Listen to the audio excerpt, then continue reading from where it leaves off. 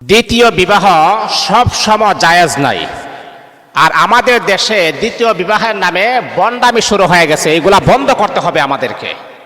আহা, আপনি জানেন, আপনার তো শরীয়তের আইন পরিপূর্ণটা আপনি জানেন না বিদায় দ্বিতীয় বিবাহের নামে যে বন্ডামি করতেছেন, জনগণের সাথে যে প্রতারণা করতেছেন, জনগণ যে কোরআন এবং হাদিসের মাধ্যমে উল্টা মেসেজ দিচ্ছেন, এটার তার বাস্তব প্রমাণটা আমি কিছু আপনাদেরকে বলবো ইনশাআল্লাহ। দেখেন, আল্লাহ পাক রব্বুল আলামিন কোরআনের ভিতরে বলেছেন একজন পুরুষে একাধিক বিবাহ করতে পারে। ফানকিহু মা তাবা লাকুম মিনান নিসাই মাসনা ওয়া সুলাসা ওয়া রুবা। একজন পুরুষে বিবাহ করতে পারে, কিন্তু হ্যাঁ, একাধিক বিবাহ করবেন, শর্ত হচ্ছে ফাইন খিফতুম আল্লাহ তাআদিলু, তাদের সাথে ইনসাফ কায়েম করতে হবে আপনাকে। এখন এই তাফসিরি আয়াতের তাফসির যদি আপনি যান যে কোন পুরুষটা একাধিক বিবাহ করতে পারবে, কোন পুরুষটা একাধিক স্ত্রী রাখার মতো এবিলিটি ক্ষমতা তার আছে এবং সে বিবাহ করতে পারবে, আর দ্বিতীয় বিবাহ করলে তার কোনো সমস্যা হবে না, তার কোনো দোষ হবে না, কারা, আজকে তাদের পরিচয়টা আমরা জানি।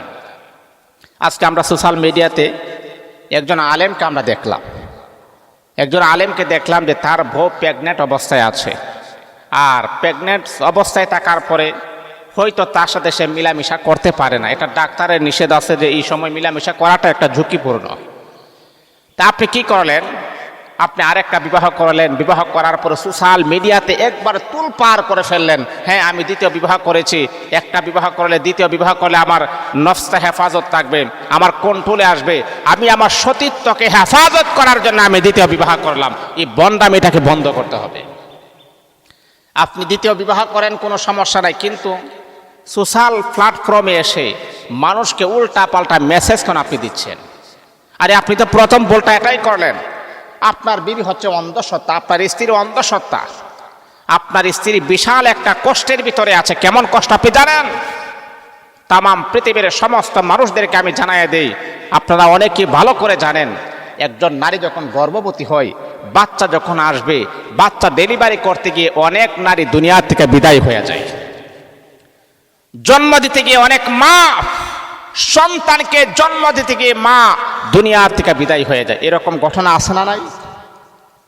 আপনার স্ত্রী অন্তঃসত্ত্বা, পেটে বাচ্চা আছে, আপনার খুশি থাকার কথা, আর আপনি 2-3টা মাস একেবারে অ্যাক্টিভ থাকতে পারলেন না।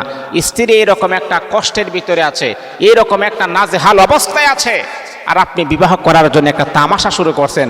আবার বিবাহ করেছেন, ঠিক আছে, এটাও কোনো নিষিদ্ধ না, আপনি আপনার কন্ট্রোলের ভিতরে থাকবেন, আপনি আপনার গণ্ডির ভিতরে থাকবেন। সোশ্যাল প্ল্যাটফর্মে কেন আপনি ভাইরাল করলেন জিনিসটাকে? মানুষকে উল্টা পাল্টা কেন মেসেজ আপনি দিচ্ছেন?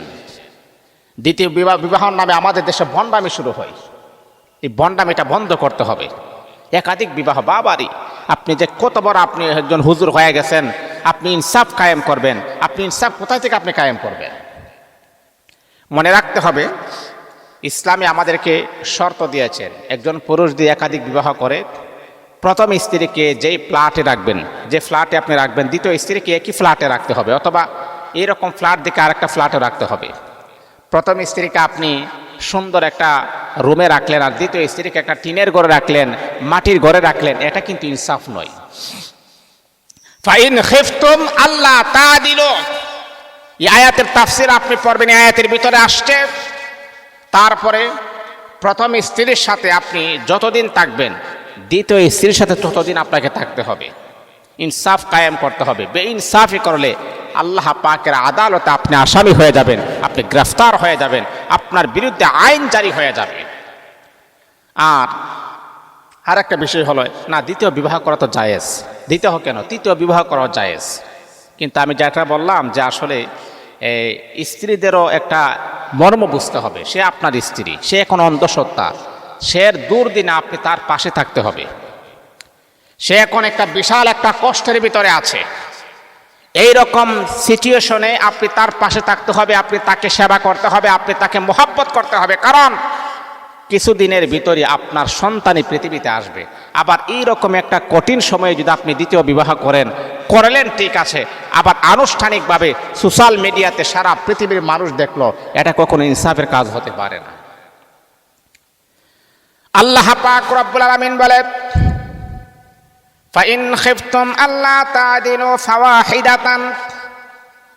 আল্লাহ পাক রব্বুল আলামিন কোরআনুল কারীমের ভিতরে আমার আল্লাহ বলেন, হে বান্দা, ফানকিহু মা তাবা লাকুম মিনান নিসাই মাসনা ওয়া সুলাসা ওয়া রুবা। যদি তোমার সামর্থ্য হয় তাহলে একটা নয়, দুইটা নয়, তিনটা পর্যন্ত বিবাহ তুমি করতে পারবে, কিন্তু তাদের সাথে তুমি ইনসাফ কায়েম করতে হবে, তাদের সাথে তুমি সুন্দর ব্যবহার করতে হবে। একজন স্ত্রীকে সুন্দর একটা রুমের ভিতরে রাখলেন, আরেকজনকে আরেক জায়গায় রাখলেন, এত সুন্দর না। আপনি যেই খাবার খাবেন আপনার স্ত্রীদেরকে সেই খাবার খাওয়াইতে হবে। একজন স্ত্রীকে ভালো বাজার করে দিলেন, আরেকজন স্ত্রীকে ভালো বাজার করে দেন নাই, এটা ইনসাফ হবে না। যদি এইরকম যদি আপনি নিয়মতান্ত্রিকভাবে যদি আপনি সংসার পরিচালনা করেন, তাহলে মনে রাখতে হবে আপনি যত বড় আলেম হন আর দরবেশ হন, আল্লাহ পাকের কাঠ গড়ায় আপনি আসামি হয়ে যাবেন, আপনি জাহান্নামী হয়ে যাবেন। আর এখন চতুর্দিক দিয়া জিনা, ব্যভিচার, গুণ, খুম, আহা সৈলাভ হয়ে গেছে। আর এই মুহূর্তে এমন একটা সিচুয়েশন, আপনি দ্বিতীয় বিবাহ করলেন, আবার এটাকে আপনি সোশ্যাল মিডিয়াতে আপনি প্রচার করলেন। এটা আসলে উনি দ্বিতীয় বিবাহ করেছে এই জন্য আমি কোনো কুখুব না, আমার কষ্টটা এতটুকু, ওনার বউ হচ্ছে অন্ধসত্ত্বা, এটাও আমার সমস্যা নাই। ওনার বউ অন্তঃসত্ত্বা, উনি আর ওনার বউর সাথে এটা মিটমাট করবে। যদি ওনার বউ যদি মেনে ফেলে, আমি তো মাঝখানে কথা বলার কোনো প্রশ্ন আসে না। কিন্তু সবচাইতে বড় কষ্ট হলো সারা বাংলাদেশে, সারা পৃথিবীতে জেনাহের একটা প্রতিযোগিতা শুরু হয়ে গেছে। এই যে এখন আপনি বিবাহ করলেন, এটা তো সোশ্যাল মিডিয়াতে প্রচার করার কোনো প্রশ্ন আসে না, মানে আসে না। কিন্তু আপনি একটা মানুষকে উৎসাহিত করলেন দ্বিতীয় বিবাহ করার জন্য। অনেক পাবলিক আছে এক বউ রাখার ক্ষমতা নাই, সেও চিন্তা করে হুজুর যেহেতু দ্বিতীয় বিবাহ করছে আমিও আরেকটা করি। এই উল্টা পাল্টা মেসেজ আমাদেরকে বন্ধ করতে হবে। আপনার শুধু খালি টাকা পয়সা থাকলেই হবে না, আপনার যৌন চাহিদা থাকতে হবে। দ্বিতীয় স্ত্রী রাখার মতো আপনার যৌন চাহিদা আপনার থাকতে হবে। বাংলাদেশের ম্যাক্সিমাম মানুষ তারা স্ত্রীকে পরিপূর্ণ তৃপ্তি দিতে পারে না, শান্তি দিতে পারে না, তাহলে আপনি কেন দ্বিতীয় বিবাহ করবেন? এই দিকে অবশ্যই আমাদেরকে ফোকাস রাখতে হবে, খেয়াল রাখতে হবে। উল্টা পাল্টা মেসেজ যেন আমরা কোনো মানুষকে যেন না দিই। আল্লাহ আমাদের সবাইকে বোঝার তৌফিক দান করুন।